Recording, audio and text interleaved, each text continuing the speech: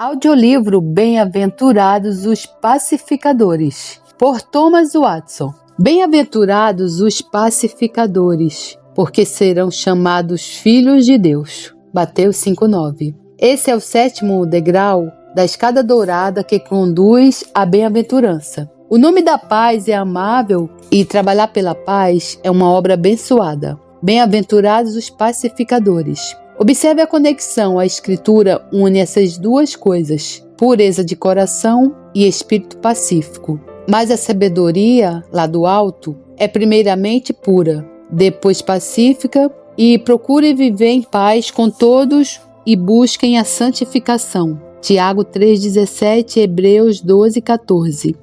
E aqui Cristo une puros de coração e pacificadores. Como se não pudesse haver pureza onde não há busca pela paz. Uma religião é suspeita quando ela está cheia de facção e discórdia. Nas palavras de nosso texto, há 3 partes. 1. Um dever implícito, uma mentalidade pacífica. 2. Um dever expresso, ser um pacificador. 3. Um título de honra concedido. Eles serão chamados filhos de Deus. 1. O dever implícito. O dever implícito em nosso texto é uma mentalidade pacífica, pois antes que as pessoas possam fazer a paz entre os outros, elas mesmas devem possuir uma mentalidade e um espírito pacífico. Antes que possam ser promotoras da paz, elas devem ser amantes da paz. Os cristãos devem ter uma mentalidade pacífica. Essa pacificidade de espírito é a beleza de um santo.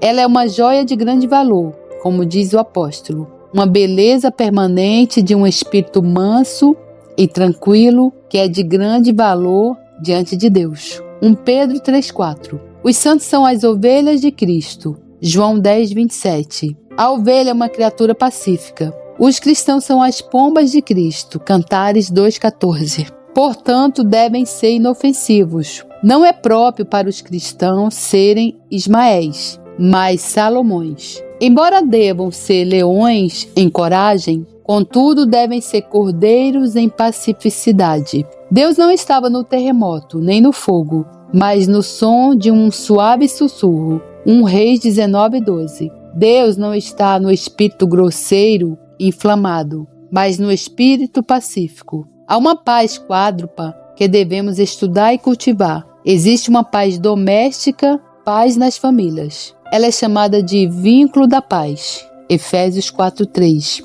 Sem isso, tudo se desfaz. A paz é um cinto que une os membros de uma família. Ela é um fecho de ouro que os une, para que não se desfaçam. Devemos buscar que nossas casas sejam casas de paz. Lucas 10:5-6. Não é a beleza dos quartos que torna uma casa agradável, mas a pacificidade das disposições. Não pode haver consolo em um lar até que a paz seja a atmosfera dele. Existe uma paz social, paz na cidade. Essa paz acontece quando há uma harmonia cordial e afetiva entre os habitantes de uma cidade, quando todos seguem na mesma direção e, como diz o apóstolo, estão unidos no mesmo modo de pensar. 1 Coríntios 1:10. Uma corda desafinada deixa toda a música desafinada. Um membro ruim em uma cidade põe em perigo todo, mas Deus nos exorta: vivam em paz uns com os outros.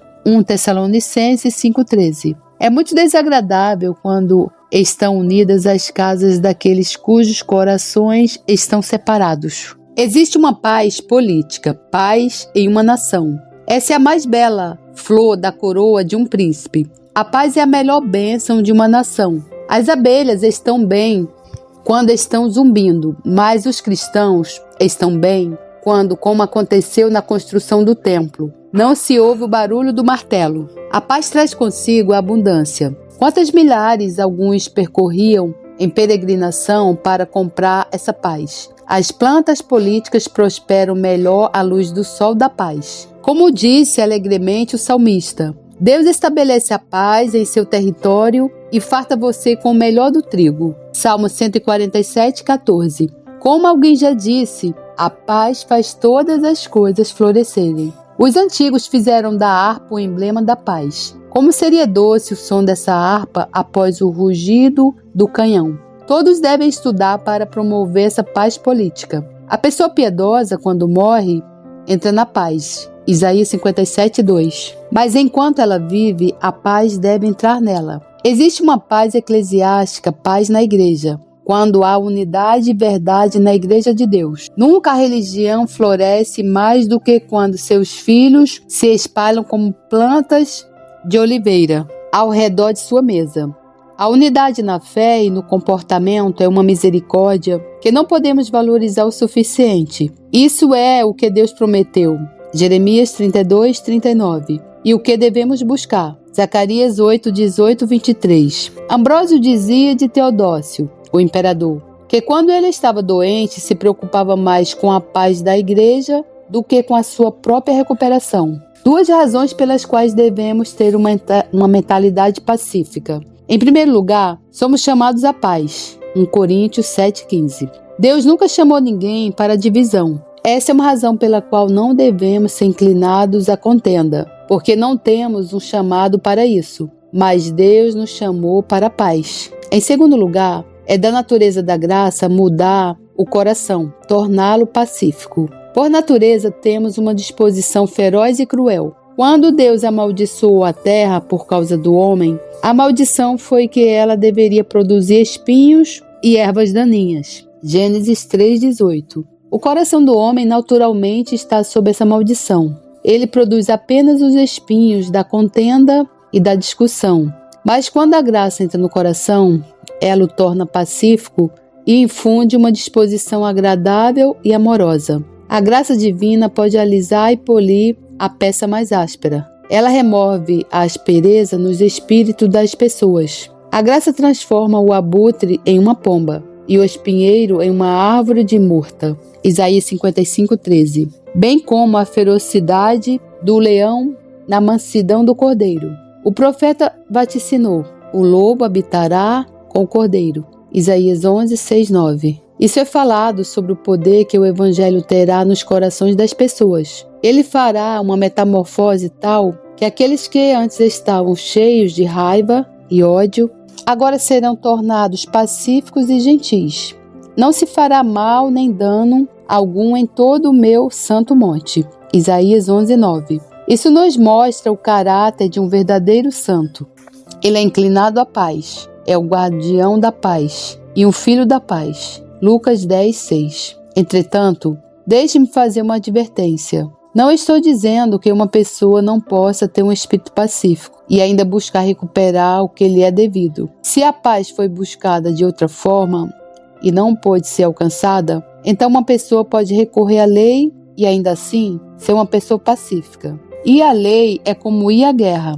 Quando os direitos de uma nação são infringidos, como em 2 Crônicas 20:2-3, e a paz não pode ser obtida por nenhum outro meio, senão pela guerra, neste caso é lícito transformar a enxada em uma espada. Portanto, quando não há outro modo de recuperar seu direito a não ser pela via legal, então uma pessoa pode iniciar uma ação judicial e ainda assim ter um espírito pacífico. Nesse caso, recorrer à lei não é tanto lutar com outra pessoa, mas sim lutar pelo próprio direito. Não é fazer mal a outra pessoa, mas fazer justiça a si mesmo. Isso é mais um desejo de equidade do que de vitória. Concordo com o apóstolo que disse: sabemos que a lei é boa, se alguém se utiliza dela de modo legítimo. 1 Timóteo 1:8. Alguém pode perguntar: deve-se buscar toda a paz? Até que ponto a paz é lícita? Respondo: a paz com as pessoas deve ser essa dupla limitação. A paz que uma pessoa piedosa busca não é fazer uma aliança de amizade com pecadores. Embora devamos estar em paz com suas pessoas, também devemos estar em guerra com os pecados delas. Devemos ter paz com suas pessoas, pois elas são feitas à imagem de Deus. Mas devemos guerrear contra os pecados delas, pois elas se fizeram à imagem do diabo. Davi desejava a paz, Salmo 127, mas se recusava a se assentar com pecadores, Salmos 26, 4, 5. A graça ensina a bondade. Devemos ser corteses até com as piores pessoas, mas não nos tornar amigos íntimos delas. Isso implicaria em irmandade na iniquidade. Mas Deus nos adverte: não sejam cúmplices nas obras infrutíferas das trevas. Efésios 5:11. Josafá, embora fosse um homem piedoso, foi repreendido pelo seguinte: será que você devia ajudar o perverso e amar aqueles que odeiam o Senhor Deus? 2 Crônicas 19:2. O erro de Josafá não foi manter a paz civil com Acabe, mas sim fazer uma aliança de amizade e ajudar Acabe, que odiava Deus. Então lemos: portanto, houve ira contra Josafá da parte do Senhor. Versículo 2. Não devemos ter paz com os outros a ponto de colocarmos a nós mesmos em perigo. Se uma pessoa está infectada por uma doença contagiosa, nós a ajudaremos e enviaremos os melhores remédios para ela, mas cuidamos para não ficarmos muito tempo em sua companhia ou aspirar a sua respiração infectada. Da mesma forma, podemos ser pacíficos e úteis para com todos. Ore pelos ímpios, aconselhe-os e ajude-os. Mas cuidado com a familiaridade excessiva, para que você não seja infectado pelo pecado deles. Em resumo, devemos fazer paz com as pessoas sem quebrar a paz com a consciência, como diz Hebreus 12:14. Vivam em paz com todos e busquem a santificação. Não devemos comprar a paz com a perda da santidade. Não devemos buscar a paz com as outras pessoas em detrimento da verdade. Como diz Provérbios 23:23, compre a verdade e não a venda. A paz não deve ser comprada com a venda da verdade. A verdade é a base da fé e a regra da vida. A verdade é a joia mais preciosa da coroa da igreja. A verdade é um depósito ou responsabilidade que Deus nos confiou. Confiamos a Deus nossas almas. Ele confia a nós as suas verdades.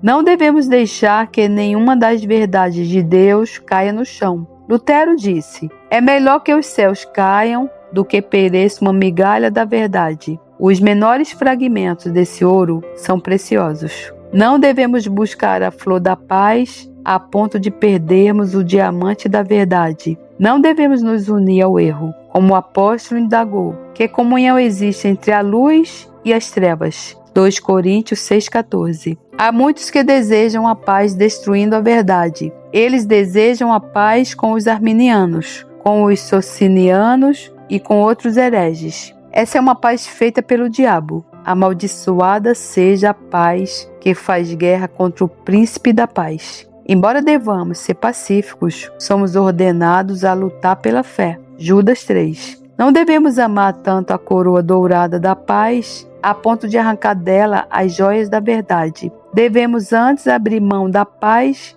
do que da verdade. Os mártires preferiram perder suas vidas do que abrir mão da verdade. Se os cristãos devem ter a mente pacífica, o que diremos daqueles que são dados a contendas e brigas? Daqueles que, como o linho ou a pólvora, ao menor toque já pegam fogo. Isso está longe do espírito ensinado pelo Evangelho. Isso é característico dos ímpios. Ele é que são como o mar agitado. Isaías 57:20. Não há descanso ou tranquilidade em seus espíritos, mas eles continuamente lançam de si as espumas da paixão e da fúria. Podemos, juntamente com Strígel, desejar até mesmo morrer para nos libertar das amargas contendas que estão entre nós. Há muitos que vivem no fogo de disputas e de contendas, porém eles fariam bem em ouvir o apóstolo. Se vocês têm inveja amarga e ambição egoísta em seus corações, não se gloriem disso,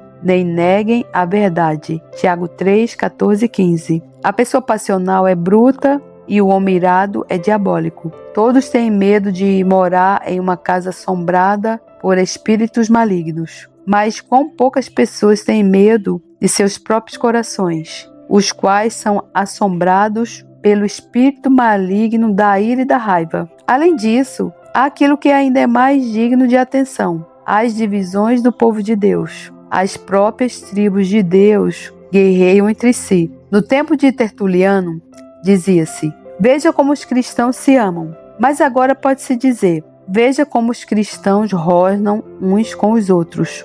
Eles são como ursos ferozes. É lamentável quando vemos pessoas ímpias se unindo, enquanto aquelas pessoas que declaram ser guiadas por princípios mais elevados estão cheias de animosidade e ressentimento.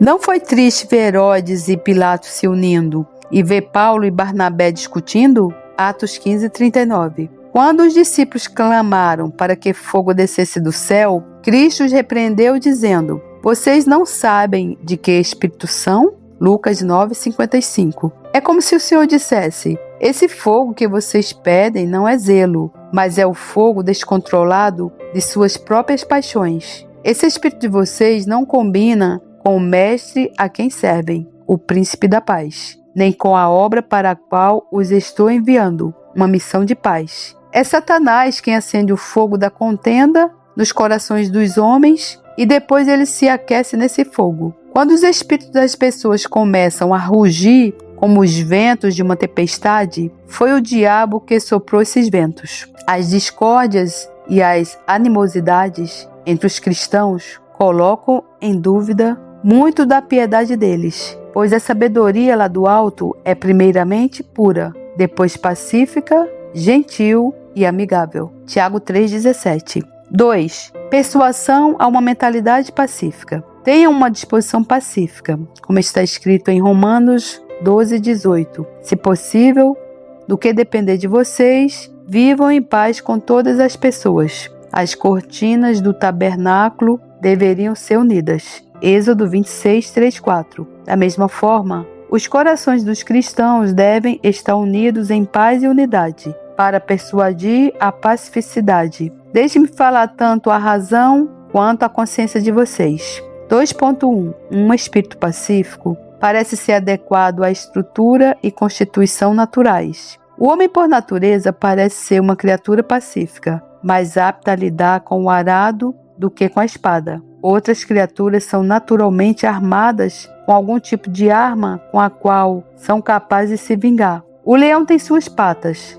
o javali tem seus dentes e a abelha seu ferrão. Mas o homem não tem nenhuma dessas armas. Ele vem nu e desarmado ao mundo, como se Deus quisesse que ele fosse uma criatura pacífica. Como já foi dito, a paz vestida de branco é adequada aos homens, mas a ira feroz é adequada às feras. Os seres humanos foram dotados de razão a fim de viverem de forma amigável e pacífica. 2.2. Um espírito pacífico é honroso. Como diz Provérbios 23, é uma honra para alguém ficar longe de conflitos. Algumas pessoas pensam que é algo corajoso ceder aos conflitos e soltar as rédeas de suas paixões. Pelo contrário, é uma honra para alguém ficar longe de conflitos. Espíritos nobres são amantes da paz. A sarça fere e arranha tudo o que está próximo dela. Mas o cedro e a figueira, essas plantas mais nobres, crescem agradável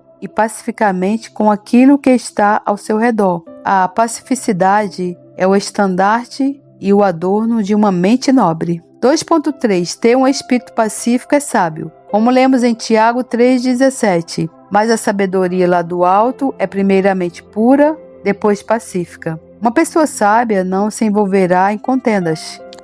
Envolver-se em contendas é como colocar o dedo em um ninho de vespas. Ou, para usar a comparação de Salomão, começar uma discussão é como abrir uma represa. Provérbios 17:14. A loucura das contendas é enfatizada pela comparação com o liberar de águas em dois aspectos. Quando a água começa a ser liberada, não há fim para ela. Da mesma forma, não há fim para a contenda uma vez iniciada. Liberar a água é perigoso. Se alguém quebrasse uma barragem de contenção da água do mar e a liberasse, a água poderia inundar seus campos e afogá-los na enchente. Assim acontece com a pessoa que se envolve em contendas. Ela pode se prejudicar e abrir uma comporta que venha a engoli-la e devorá-la. A verdadeira sabedoria abraça a paz. Uma pessoa prudente se afastará dos espinhos o máximo que puder. Ter um espírito pacífico é algo que traz paz para si mesmo. Uma pessoa contenciosa se aflige e prejudica seu próprio consolo. Ela é como o pássaro que se bate contra a gaiola. O homem bondoso faz bem a si mesmo, mas o cruel fere a si mesmo. Provérbios 11:17. Isso é como alguém que corta a parte doce da maçã e come apenas o núcleo. Assim, uma pessoa briguenta corta todo o consolo de sua vida e se alimenta apenas do amargo núcleo do problema. A pessoa contenciosa atormenta a si mesma. Os ímpios são comparados a um mar agitado. E então é dito para os ímpios: diz o meu Deus, não há paz. Isaías 57, 20-21. A Septuaginta traduz isso da seguinte maneira: não há alegria para os ímpios. Pessoas irancudas não desfrutam do que possuem, mas a pacificidade de espírito traz consigo a agradável música da paz. Ela cria uma calma e uma harmonia na alma. Portanto, o salmista diz que não apenas bom é, mas agradável vivermos juntos em unidade. Salmo 133, 1. Uma disposição pacífica divina. Deus, o Pai, é chamado de o Deus da paz. Hebreus 13, 20. Misericórdia e paz cercam seu trono. Ele assina os artigos de paz e envia os embaixadores da paz para publicá-los. 2 Coríntios 5, 20. Deus, o Filho, é chamado de Príncipe da Paz. Isaías 9, 6. Seu nome é Emanuel, Deus conosco, um nome de paz. Seu ofício é ser mediador de paz. 1 Timóteo 2, 5. Ele entrou no mundo com uma canção de paz. Os anjos cantaram paz na terra. Lucas 2,14. Ele saiu do mundo deixando um legado de paz. Deixo com vocês a paz. A minha paz lhes dou. João 14, 27. Deus, o Espírito Santo, é um espírito de paz. Ele é o Consolador. Ele sela a paz. 2 Coríntios 1, 22. Essa pomba abençoada traz o ramo de oliveira da paz em seu bico. Uma disposição pacífica evidencia algo de Deus em uma pessoa. Portanto, Deus ama habitar ali. Em Salém está o seu tabernáculo.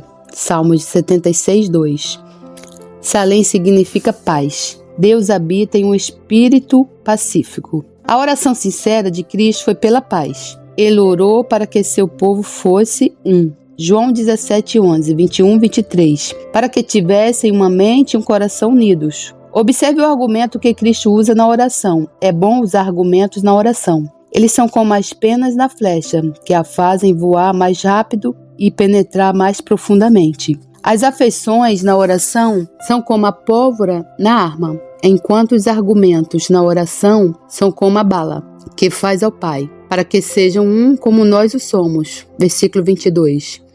Nunca houve discórdia entre o Pai e Cristo. Ao ser enviado por Deus, Cristo deixou seu seio, mas não deixou seu coração. Sempre houve ternura e unidade entre eles. Agora Cristo ora para que, assim como ele e seu Pai eram um, seu povo seja completamente um em paz e concórdia. Visto que Cristo orou tão fervorosamente pela paz, será que nós não devemos nos esforçar na medida do possível para cumprir a oração de Cristo? Como achamos que Cristo ouvirá nossa oração se contrariarmos a súplica dele? Cristo não apenas orou pela paz, mas sangrou por ela. Como lemos em Colossenses 1:20, havendo feito a paz pelo sangue de sua cruz, paz de todos os tipos. Ele morreu não apenas para fazer as pazes entre Deus e o homem, mas entre os homens. Cristo sofreu na cruz para unir firmemente os cristãos com seu sangue. Assim como orou pela paz, assim também ele pagou pela paz. O próprio Cristo se vinculou para nos trazer ao vínculo da paz, Efésios 4.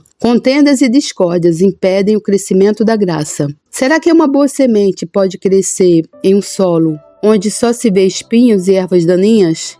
Não, pois ali os espinhos crescerão e a sufocarão. Mateus 13:7. Quando o coração está, por assim dizer, cheio de espinhos e está sempre rasgando e dilacerando, será que a semente da graça pode crescer ali? Historiadores relatam que a ilha de Patmos tem um solo natural tal que nada crescerá nele. Um coração obstinado é como a ilha de Patmos. Nada da graça crescerá ali, até que Deus mude o solo e o torne pacífico. Como a fé pode crescer em um coração inquieto? Pois a fé atua pelo amor. Gálatas 5:6. É impossível que alguém produza os frutos doces do Espírito se ele mesmo está cheio no fel da amargura. Atos 8:23. Se alguém bebe o veneno que estava em seu corpo, nem mesmo o alimento mais excelente será capaz de o nutrir, até que ele tome algum antídoto para expurgar o veneno ingerido. Muitos vão aos cultos, mas por estarem envenenados pela ira e pela animosidade, não recebem nutrição espiritual. O corpo místico de Cristo cresce em amor. Efésios 4,16. Pode haver oração e audição da palavra e ainda assim, sem nenhum crescimento espiritual ou edificação do corpo de Cristo, caso não haja amor e paz. A paz entre os cristãos é um imã poderoso para atrair o mundo a receber Cristo. Não apenas dons, milagres e pregação podem persuadir as pessoas a abraçar a verdade do Evangelho, mas também a paz e a unidade entre aquelas pessoas que dizem ser cristãs. Quando há um só Deus e uma só fé, assim como um só coração entre os cristãos, então isso é como as sementes que atraem os pombos a se juntarem em bandos nas janelas. O templo estava adornado com pedras e dádivas. Lucas 21:5. Quando as pedras que formam o templo espiritual de Cristo estão unidas em paz e unidade, isso faz com que esse templo pareça belo e as pedras dele pareçam preciosas. A falta de paz de espírito leva as pessoas que professam ser cristãs a se tornarem pagãs. Um dos pecados dos pagãos é serem implacáveis. Romanos 1:31. Eles não podem ser aplacados. Seus corações são como adamanto. Nenhum azeite pode suavizá-los e nem o fogo pode derretê-los. É algo pagão ser tão feroz e violento como aconteceu com Rômulo. As pessoas tivessem sugado o leite das lobas. Para adicionar mais peso à exortação, considere que é a vontade de Cristo que vivamos em paz. Ele nos ordenou a termos paz uns com os outros. Marcos 9:50. Será que não devemos viver em paz por amor a Cristo? Se devemos sacrificar nossas vidas por amor a Cristo, será que não deveríamos deixar de lado as nossas contendas por amor a Ele? Para concluir, se não estivermos dispostos a seguir conselhos nem mandamentos, mas continuarmos alimentando a disposição vil, nutrindo em nós um espírito de dissensão e falta de paz, então Jesus Cristo nunca se aproximará de nós. O povo de Deus é chamado de a casa dele, como lemos em Hebreus 3:6. Esta casa somos nós. Quando os corações dos cristãos são uma casa espiritual, adornada com os móveis da paz, então eles estão aptos para serem a habitação do príncipe da paz. Mas quando esse mobiliário agradável está ausente, e em vez disso há apenas contendas e debates, Cristo não reconhecerá tal lugar como sua morada e nem o embelezará com sua presença. Afinal de contas, quem escolheria habitar em uma casa consumida pelo fogo? Como alcançaremos a pacificidade? Cuidado com aquelas coisas que impedirão a paz. Existem vários impedimentos à paz, dos quais devemos nos precaver, e eles são tanto externos quanto internos. Cuidado com as coisas externas que destroem a paz. Esse é o caso dos difamadores. Romanos 1:29. Existem alguns que sussurram coisas em nossos ouvidos de propósito para nos exasperar e nos provocar. Entre esses podemos incluir os fofoqueiros. Levítico 19:16. O fofoqueiro espalha boatos por todos os lugares. O diabo envia suas cartas através desse mensageiro. O fofoqueiro é um incendiário. Ele atiça as brasas da contenda. Ele diz: "Você ouviu o que fulano disse sobre você? Você vai tolerar tal injustiça? Vai permitir ser tão maltratado?" Assim ele acende as suas chamas, incentiva desavenças e coloca as pessoas uma contra as outras. Embora sejamos ordenados a estimular uns aos outros ao amor, Hebreus 10:24, em nenhum lugar somos instruídos a estimular alguém à ira. Devemos tapar nossos ouvidos para essas pessoas, que são conhecidas por virem até nós a serviço do diabo. Cuidado com as coisas internas que destroem a paz. O amor próprio. Como está escrito, os seres humanos serão egoístas. 2 Timóteo 3:2. E segue-se que eles serão cruéis. Versículo 3.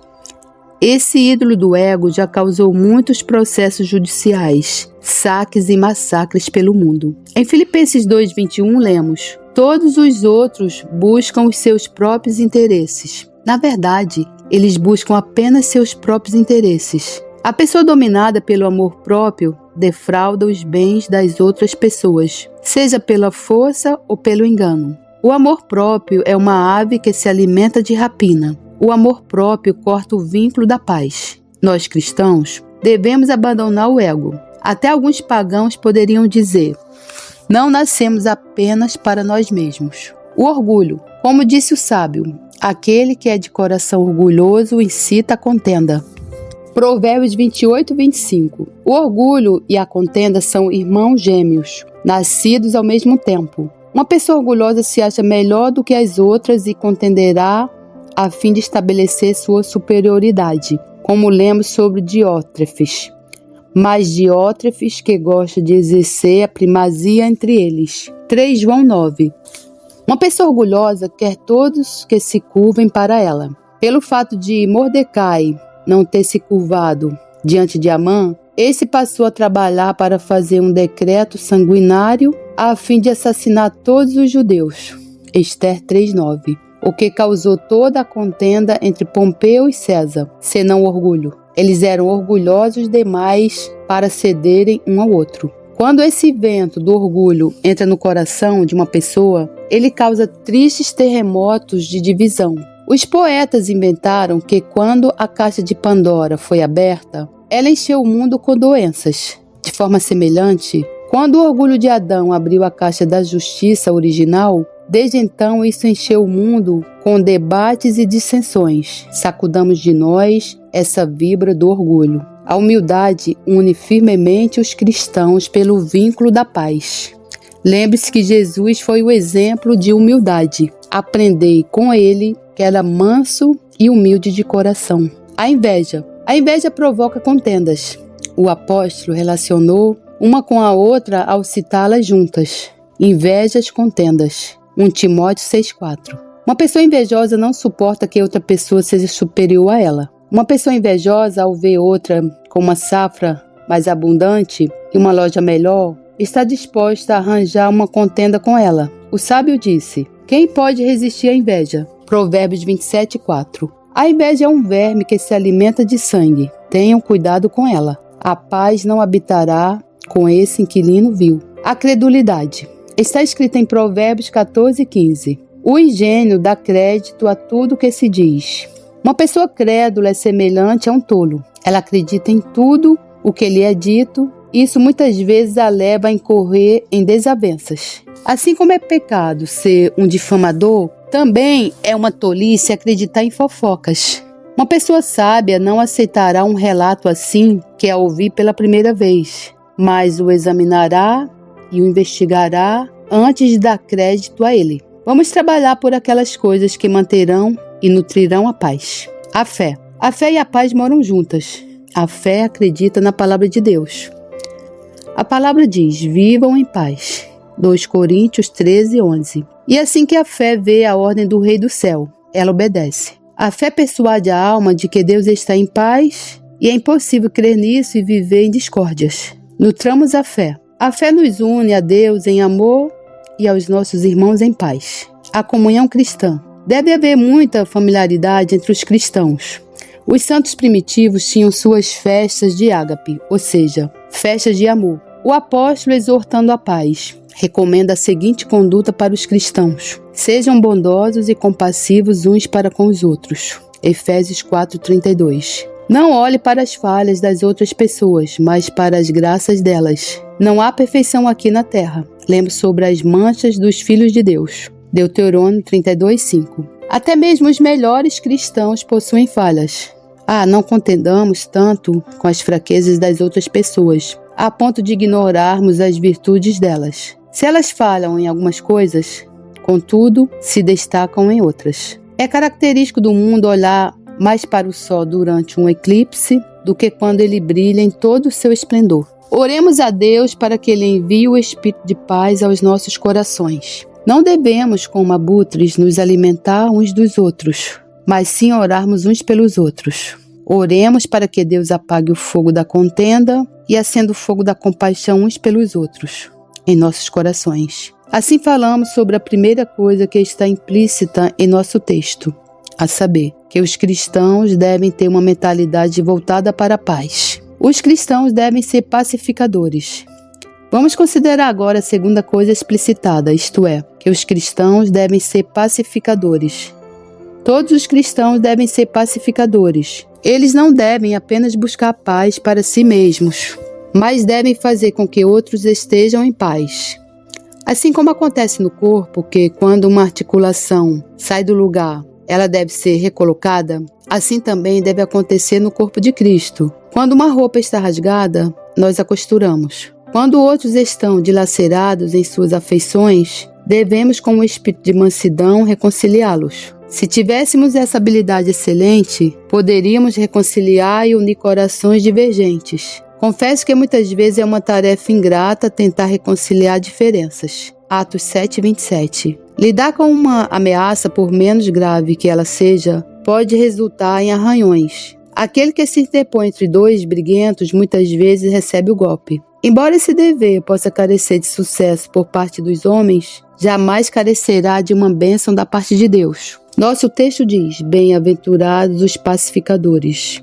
Oh, como a Inglaterra seria feliz se ela tivesse mais pacificadores. Abraão e Moisés foram pacificadores. Gênesis 13:8, Êxodo 2:13. Constantino, ao convocar os bispos no primeiro concílio de Nicéia, com o objetivo de encerrar as controvérsias da igreja, e ao perceber que eles haviam preparado inventivas e acusações amargas uns contra os outros, pegou seus documentos e os rasgou, exortando seriamente a paz e a unanimidade. Isso repreende severamente aqueles que estão longe de serem pacificadores e são, na verdade, quebradores de paz. Se bem-aventurados são os pacificadores, então amaldiçoados são os que quebram a paz. Se os pacificadores são filhos de Deus, então os que quebram a paz são filhos do diabo.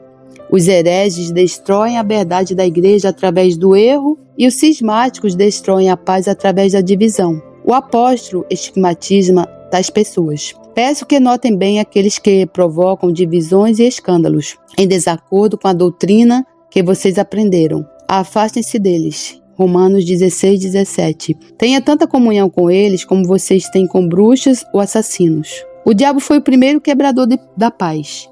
Ele causou divisão entre o homem e Deus. Há muitos na Inglaterra cuja música que mais gostam de ouvir é a da discórdia, que nunca se unem senão para causar divisões. Muitas pessoas em nossos dias podem ser comparadas aos rabos das raposas de Sansão, que foram amarrados e unidos apenas para causar um incêndio na seara dos filisteus. Juízes 15:4-5. Pessoas sectárias se unem para incendiar a paz da igreja. Essas são as pessoas que a alma de Deus odeia, ou seja, as que semeiam discórdia e contenda entre os irmãos. Provérbios 6:19. Tais pessoas são malditas. Maldito aquele que matar o seu próximo às escondidas. Deuteronômio 27:24. Isto é, que difama e assim coloca um amigo contra o outro. Se existe um demônio em forma humana, então esse é a pessoa cismática incendiária. O texto nos exorta a duas coisas. Lamentemos amargamente as divisões da Inglaterra. Um animal selvagem derrubou a cerca de nossa paz. Estamos como uma casa prestes a desmoronar. Se o Senhor não nos apoiar e sustentar misericordiosamente, será que um filho não sentirá uma tristeza sincera ao ver sua mãe ser rasgada e despedaçada? Relata-se a respeito de Catão, que desde o início das guerras civis em Roma, ele nunca foi visto sorrindo. Para que nossos corações sejam profundamente afetados por essas divisões em nossa igreja e em nosso estado, consideremos o grande mal das divisões.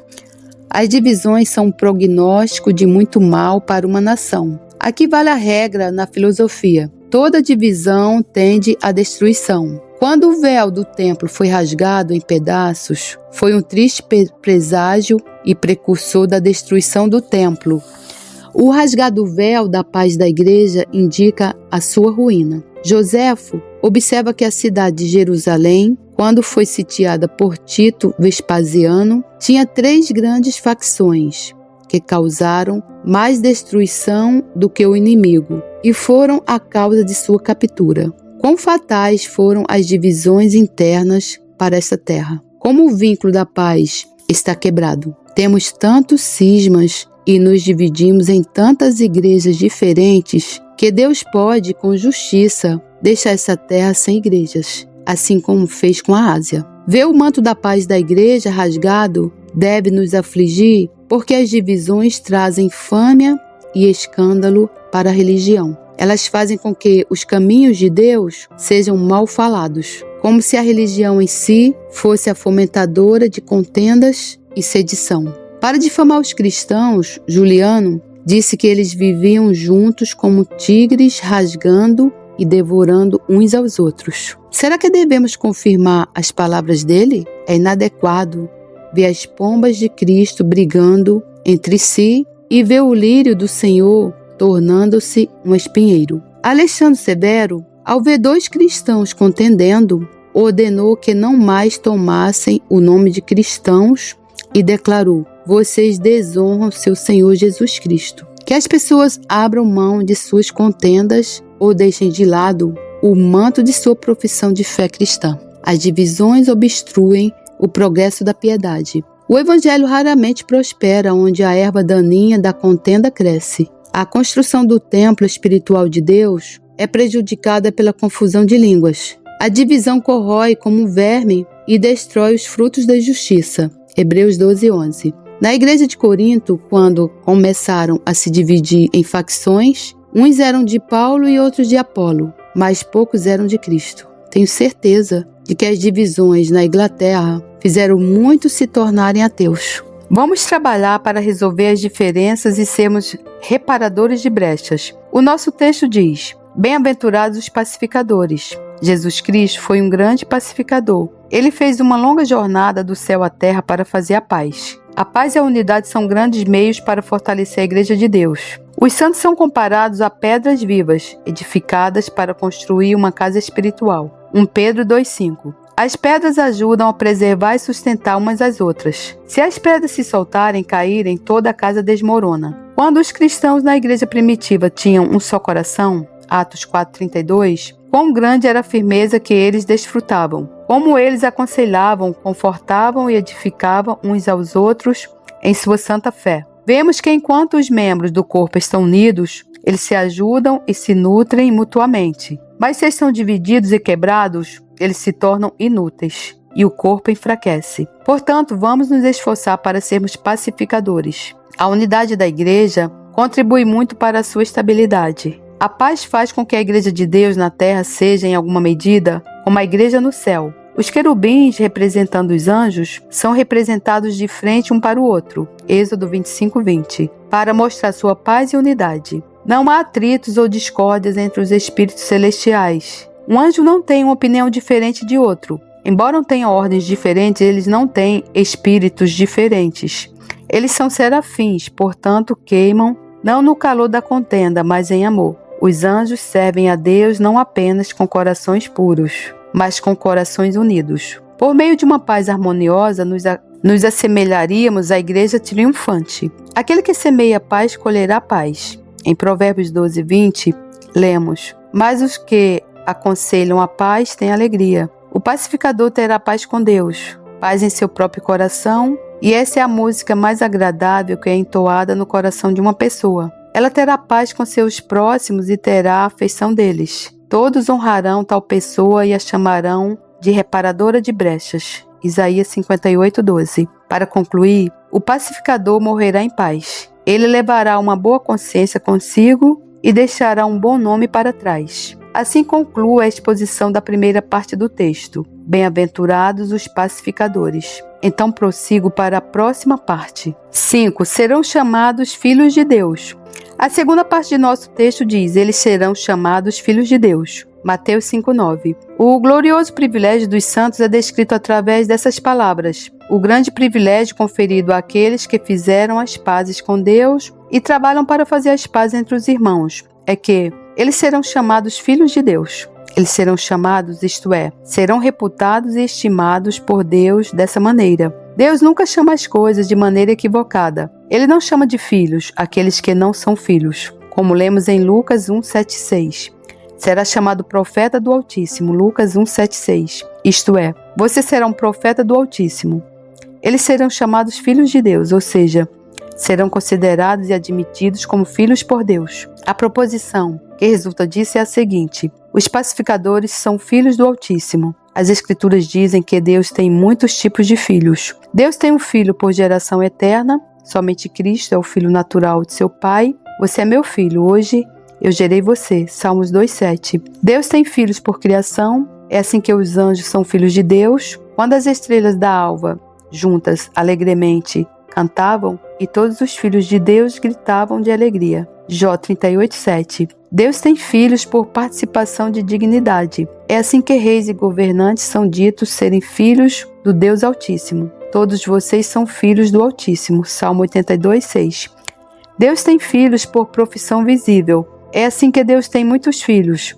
Os hipócritas forjam um título de filiação. Os filhos de Deus viram que as filhas dos homens eram bonitas. Gênesis 6:2. Deus tem filhos por santificação real. É assim que todos os fiéis são filhos de Deus de maneira peculiar e eminente. Para ilustrar e desenvolver esse assunto, bem como para que os crentes possam extrair muito néctar dessa flor do Evangelho, discutirei e demonstrarei 7 aspectos que estão envolvidos no fato de sermos filhos de Deus.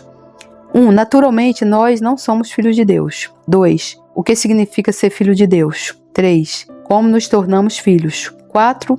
Os sinais dos filhos de Deus. 5. O amor de Deus ao nos fazer seus filhos. 6. A honra dos filhos de Deus. 7. Os privilégios dos filhos de Deus.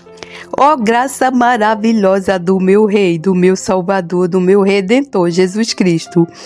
Querido irmão, o que você está achando desse ensino? Vou deixar, irmão, para você aqui alguns versículos da Bíblia sobre a paz para você meditar. Lembrando, irmão, que as promessas da palavra de Deus são para os seus filhos. Todos são os filhos de Deus? Não. Todos são criaturas. Assim como o diabo é uma criatura, os animais é uma criatura, todos são criatura. Filhos só são filhos de Deus, aqueles que chegaram a Deus através do seu Filho, Jesus Cristo. Aquele que é o crente, que confessou Jesus como Salvador, se arrependeu do pecado de rebelião, largou o pecado, vive uma vida de santidade, porque Deus nos chamou, nos escolheu, nos predestinou antes da fundação do mundo, para termos uma vida santa e irrepreensível. É como o filho pródigo. Nós estávamos no chiqueiro dos porcos, lá comendo a comida dos porcos, e nos arrependemos do nosso pecado de rebelião, de ter saído da casa do Pai. Isso para quem já foi da casa do Pai um dia, né? Para quem nunca foi, nunca se arrependeu dos seus pecados e foi um crente em Jesus, a igreja de Jesus, não conta. Pode ser a partir de hoje. Então, é aqueles que Jesus resgatou, porque só através do Filho nós podemos chegar ao Pai, assim diz a palavra de Deus. Você só pode chegar a Deus, suas orações só podem ser ouvidas por Deus através do nosso Senhor Jesus Cristo. Se você tem o Senhor Jesus Cristo na sua vida como o seu Salvador, o seu Redentor. Se você confessou Jesus Cristo como seu Salvador, se você crer que Jesus Cristo, ele ressuscitou, ele foi para a cruz pelo perdão dos seus pecados. Porque a palavra de Deus diz: crer no Senhor Jesus, será salvo tu e a tua casa. Quem crê que o Filho de Deus é Jesus Cristo, o Salvador, será salvo. Porque ele vai voltar, ele ressuscitou, ele reina, ele é o legislador. Ele está sentado à direita de Deus Pai Todo-Poderoso. E ele há de vir a julgar os vivos e os mortos. Ele vai voltar como um rei, como um legislador, para o dia da prestação de contas. Aqueles que estiverem em Cristo, nova criatura são, regeneradas, nascidas de novo. Então, como elas são nascidas de novo, quando elas nascem de novo, quando você se batiza nas águas, a tua velha criatura foi enterrada. A velha criatura foi enterrada e nasce, juntamente quando Jesus ressuscita, assim nós também nascemos de novo. Aí nascemos filhos de Deus, na luz, saímos das trevas. Nascemos agora, nós estamos na luz, na presença do nosso Senhor Deus. Nós somos irmãos do nosso Senhor Jesus Cristo. Ele é o nosso irmão unigênito, aquele que se ofereceu pelo perdão dos nossos pecados. E nós nascemos de novo. A partir desse momento, nós somos filhos de Deus. Deixamos de ser criaturas e passamos a ser filhos de Deus, irmãos de Jesus, salvos por Jesus, justificados por Jesus, limpos por Jesus. não somos mais malditos, porque Jesus levou a nossa maldição na cruz. Então, irmão, não se engane, porque quando a gente está no mundo, a gente reza para Deus e diz, Deus está me escutando. Irmão, Deus não te escuta, irmão. Desculpa te falar isso, mas você está sendo enganada por Satanás. E eu não quero que você fique enganado como eu fiquei muito tempo. Você só pode chegar a Deus. Jesus é o nosso intercessor. A Bíblia diz que Jesus, ele é o nosso intercessor, nosso advogado perante Deus.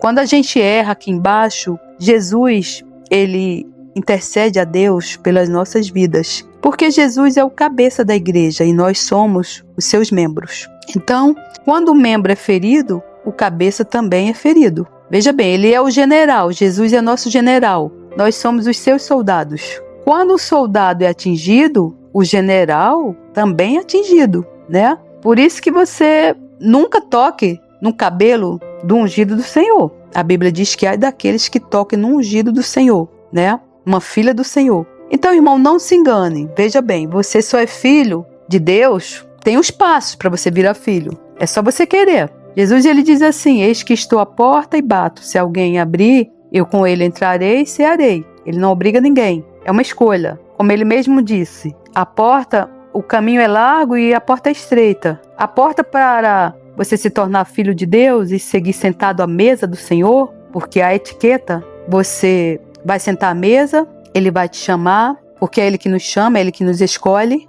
Ninguém vai a Deus ou chega através de Jesus por conta própria. Não é. O arrependimento é Deus que manda, o crer é Deus que manda, a fé é Deus, porque ele arranca o nosso coração de pedra e nos dá um coração de carne. Ele que nos faz crer, ele que nos faz nos arrepender. Assim como a chuva cai do céu, irmão, tudo o demais na nossa vida é a partir de Deus. A Bíblia diz que a nossa mente carnal, ela é inimiga de Deus. Então a gente, assim, por livre e espontânea vontade, ninguém procura Deus. Ninguém. É Deus quem nos chama. Ele nos chama, ele nos capacita. Eu digo que ele coloca um anel no nosso dedo e ele nos dá um lugar à mesa na sua família. E ele diz pra gente aprender com Jesus, que é manso e humilde de coração, que é o nosso mestre. E ele diz, vem, eu te quero do jeito que você está. Você bem, a gente vem a Jesus, eu cheguei a Jesus do jeito que eu estava, 50 anos no pecado, cheia de enfermidades, cheia de demônios,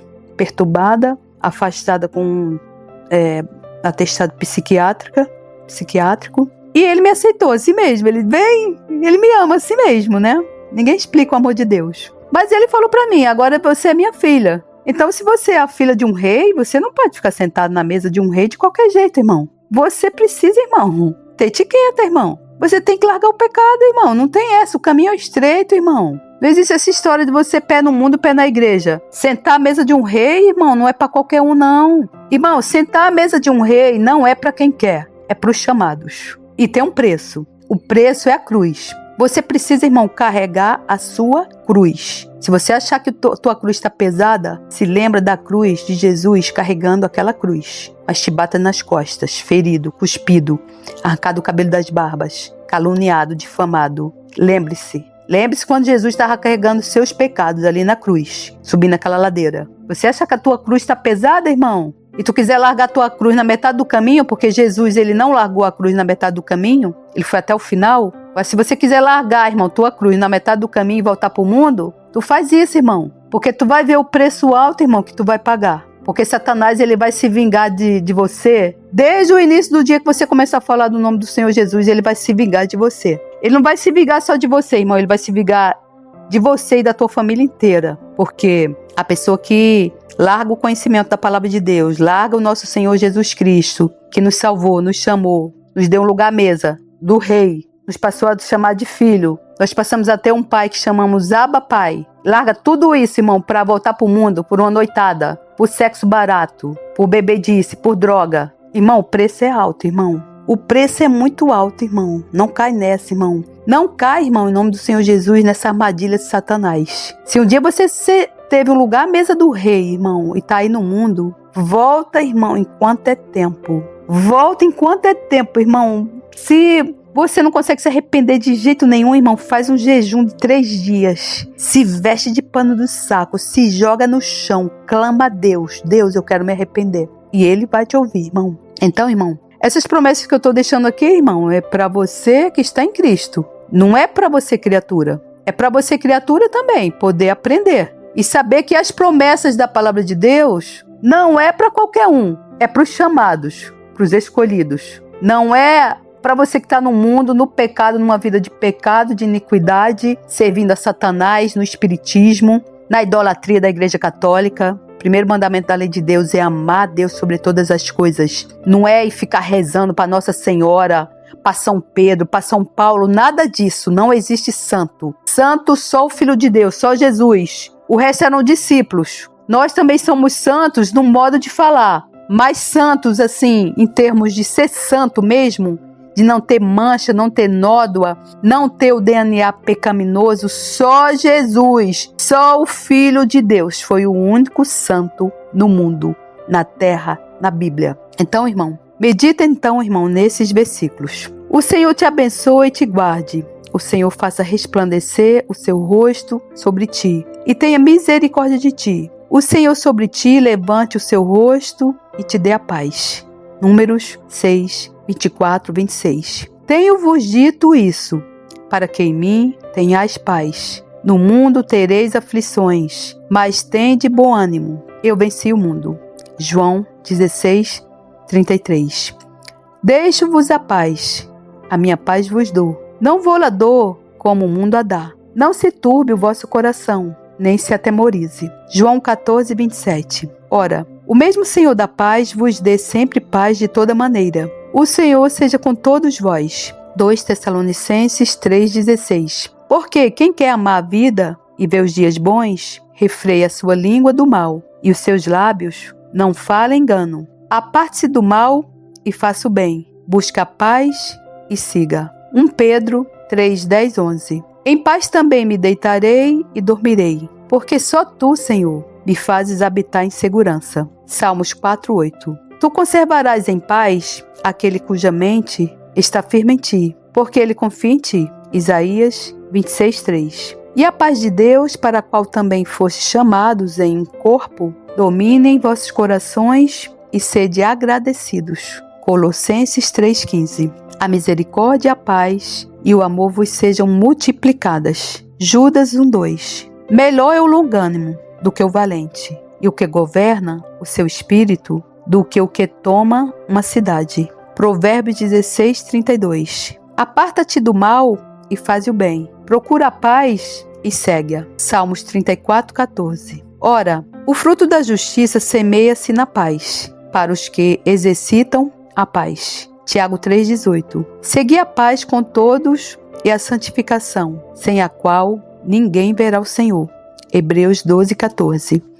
Veja bem, sem a santificação ninguém verá o Senhor. Sem a santificação ninguém verá ou chegar o Senhor. Procurando guardar a unidade do Espírito pelo vínculo da paz. Efésios 4:3. Muita paz tem os que amam a tua lei, e para eles não há tropeço. Salmo 119, 6, 5. Aquietai-vos e sabei que eu sou Deus. Serei exaltado entre as nações, serei exaltado sobre a terra. Aleluia, glórias a Deus. Salmo 46, 10. Porque a inclinação da carne é morte, mas a inclinação do Espírito é vida e paz. Romanos 8, 6.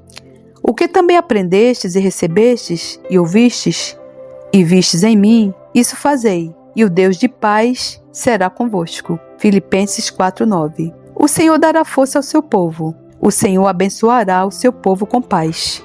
Salmos 29, 11. Quão suaves são sobre os montes os pés dos que anunciam as boas novas, que faz ouvir a paz, que anuncia o bem, que faz ouvir a salvação, que diz a Sião, o teu Deus reina. Isaías 52, 7. O teu Deus reina, o teu Deus reina, o nosso Deus reina, o nosso Deus reina, glórias a Deus. Então, irmão, medite nesse ensino da palavra do Senhor e nessas promessas. E lembre-se que essas promessas são para os filhos. Você que ainda não é filho, quer ser filho, está em tempo. Jesus te chama. Ele diz, eis que estou à porta e bato. Se alguém abrir, com ele eu vou entrar e você é com ele. E, irmão, mais uma coisa que eu quero falar para você. Essa história, irmão, que você diz aí, que eu escuto todo mundo falar. todos os caminhos levam a Deus. Essa frase é uma frase do diabo, é uma frase de Satanás. Todos os caminhos não levam a Deus, irmão.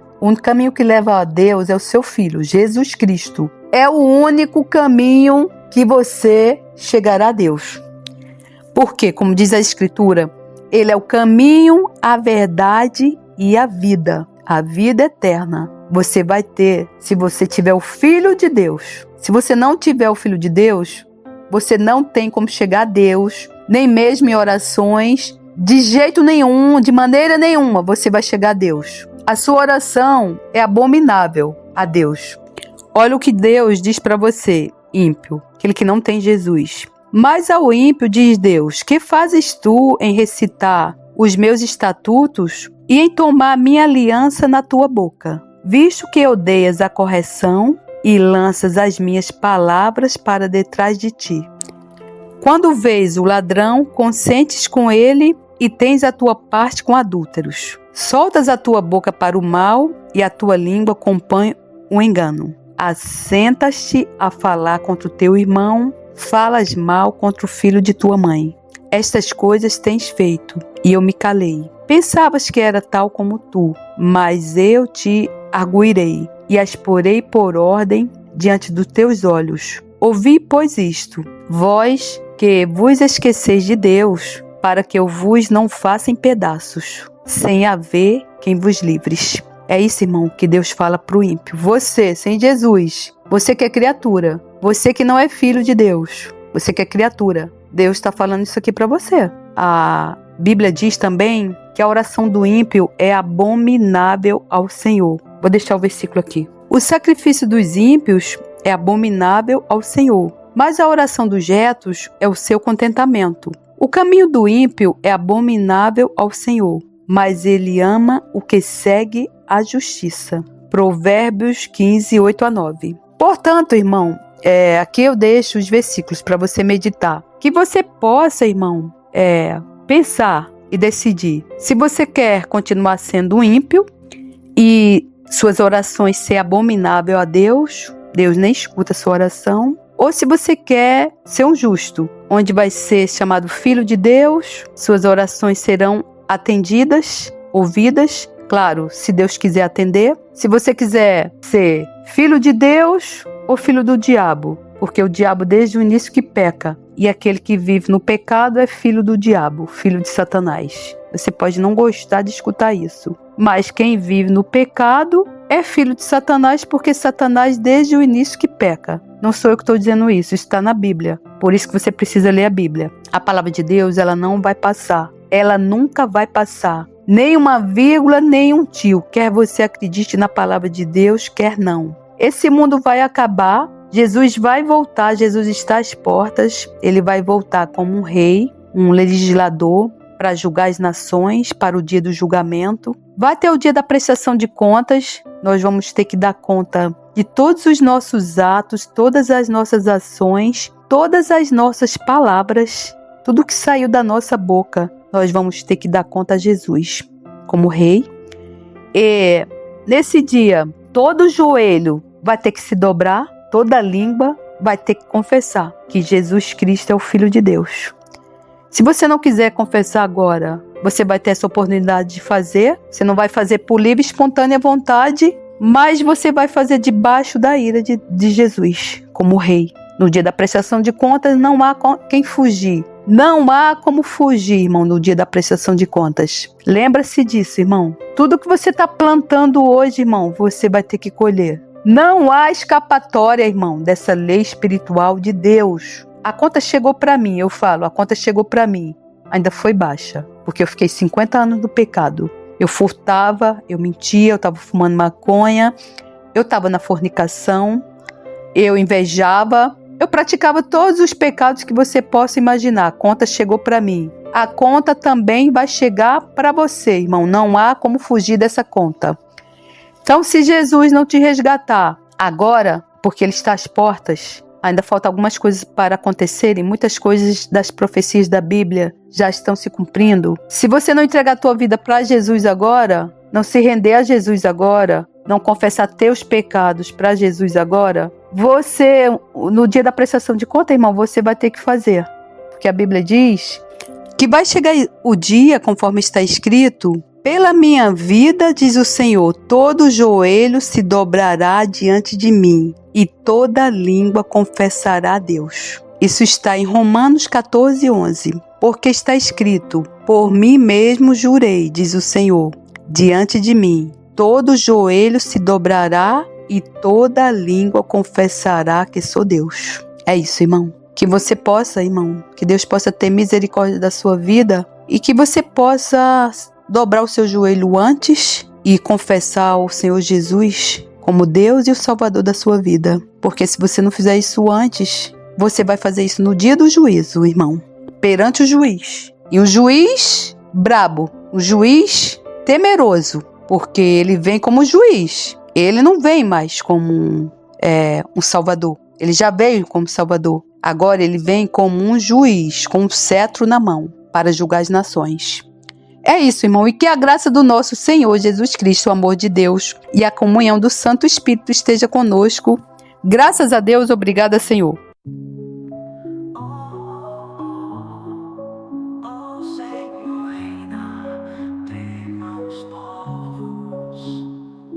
Ele está assentado entre os querubins, comova-se a terra. O Senhor é grande em Sião e mais alto do que todos os povos. Louvem o teu nome grande e tremendo, pois é santo. Também o poder do rei ama o juízo. Tu firmas a equidade, fazes juízo e justiça em Jacó. Exaltai ao Senhor nosso Deus e prostrai-vos diante do escabelo de seus pés. Pois é santo Moisés e Arão entre os seus sacerdotes, e Samuel entre os que invocam o seu nome. Clamavam ao Senhor e ele respondia.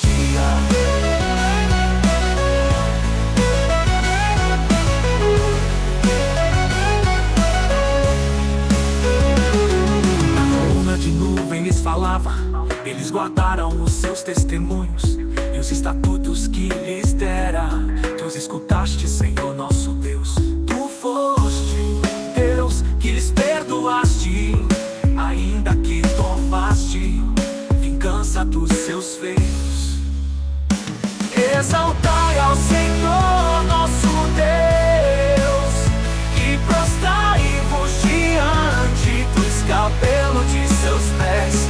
Pois é santo Moisés e Arão entre os seus sacerdotes, e Samuel entre os que invocam o seu nome.